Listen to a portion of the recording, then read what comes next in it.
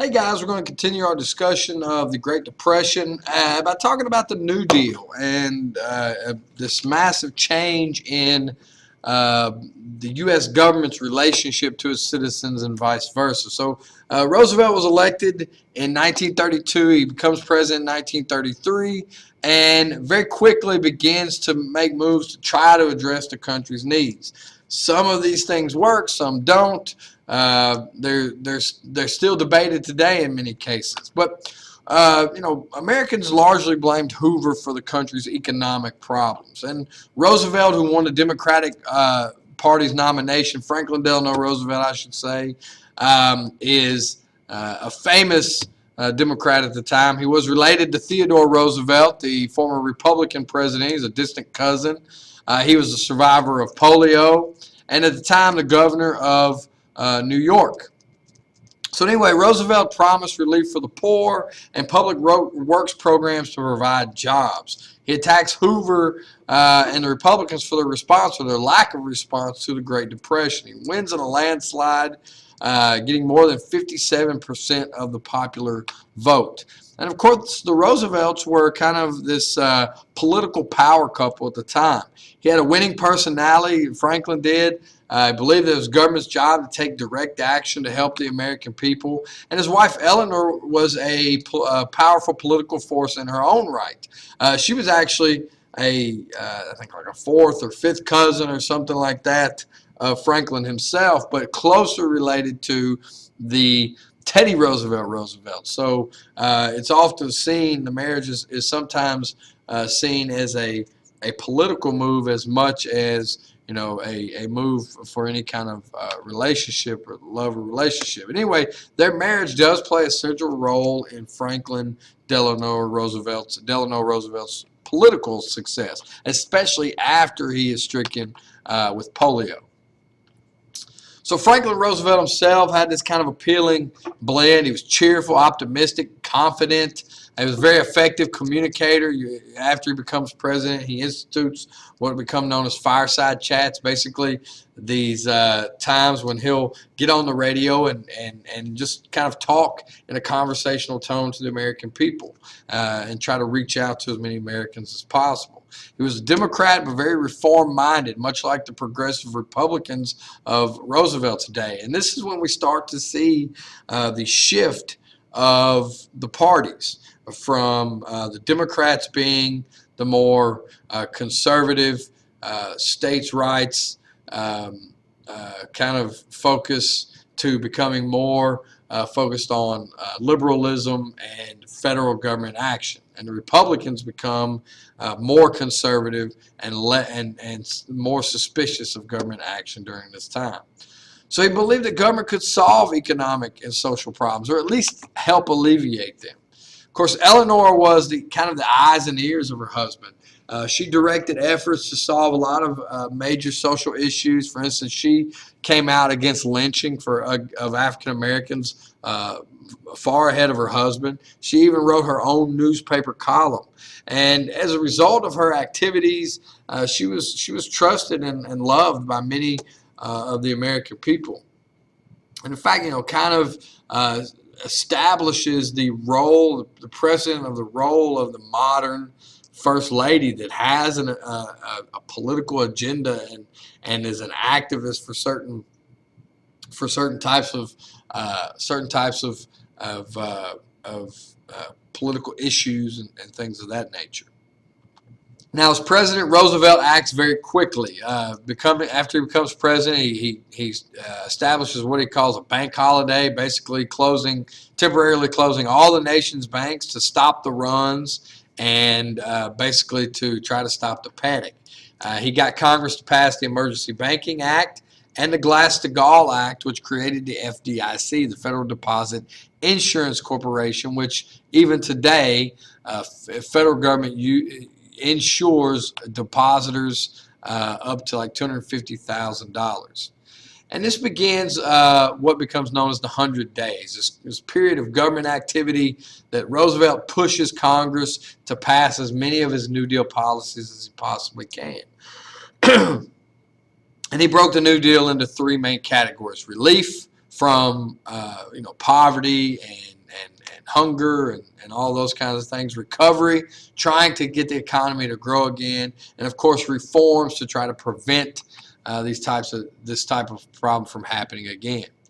So he passes important legislation. Congress passes, he signs into law important legislation after the 100 days, which creates the Civil Works Administration, Indian Reorganization Act. The 100 days is really kind of this flurry of activity. And what we have is what many history teachers call alphabet soup. You have all of these different things, laws that are passed that have acronyms that mean certain things. But just kind of run through this list of them. The Civilian Conservation Corps, or the CCC, was basically helped young men 18 to 25 years old get jobs, basically helping the federal government, working for the federal government to do land management projects. The Agricultural Adjustment Act, the AAA, basically subsidized farmers not to grow crops in order to help the land heal and to increase crop prices, allowing farmers to make more money. The National Industrial Recovery Act, or the NIRA, excuse me, help businesses by requiring that businesses in the same industry cooperate with each other, set prices and output or production limits or quotas. It also started the Public Works Administration. It also, for the first time, gave labor the protection of the federal government, gave workers the right to organize in a union. Congress passed and he signed into law the Federal Securities Act, which helped restore confidence in the markets, and set up the Securities and Exchange Commission, or the SEC, which is the arm of the federal government and still to this day is responsible for investigating stock markets and other economic institutions, and make sure that they're doing things in an ethical and legal manner.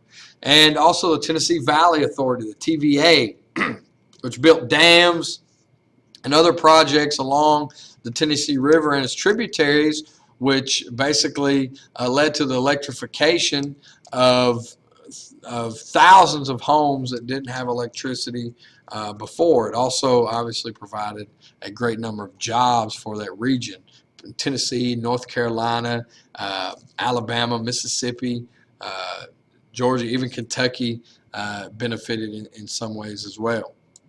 Despite their intentions, and oftentimes, even though that they were often successful programs, many of these programs come under fire almost immediately. You have radical reactions. Basically, you had reactions on both sides opposing the New Deal.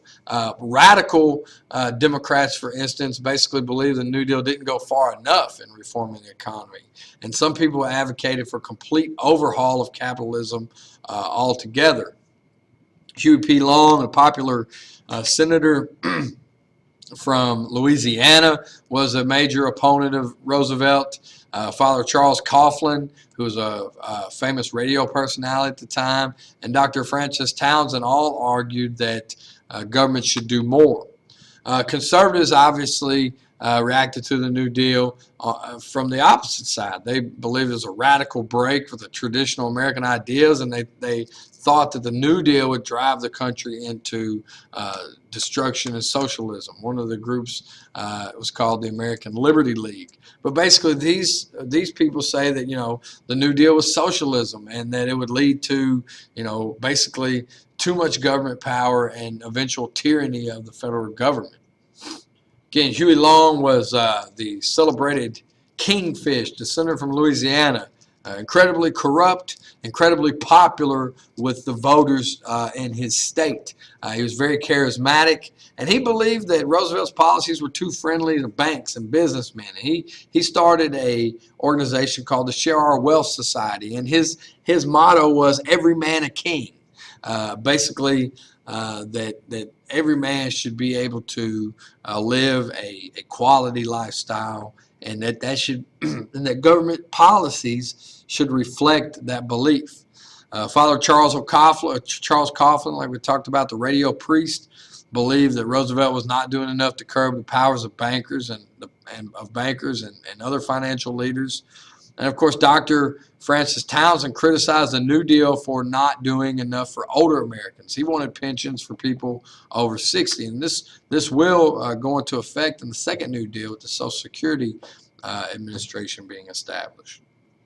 On the other side, the American Liberty League believed that the New Deal was anti-business and it went way too far. And the New Deal really runs into some trouble with the courts, specifically the Supreme Court. Schechter Poultry Corporation versus United States and United States versus Butler are both cases that the court decides against New Deal programs that Roosevelt had established. In Schechter Poultry Corporation versus United States, basically the Supreme Court found that the government could not use the Interstate Commerce Clause as a blanket license, more or less, to regulate all industries, and more or less made the National Industrial Recovery Act pretty much unenforceable for the federal government. So in effect, it basically overturned the NIRA. United States versus Butler did the same, basically for the Agricultural Adjustment Act. It argued that a tax that had been passed in order to pay for the subsidies to farmers not to grow certain things, it said that the tax was raised for the unconstitutional purpose of benefiting a specific part of the American population and not promoting the general overall welfare. So the NIRA and the Agricultural Adjustment Act both were overthrown by the Supreme Court.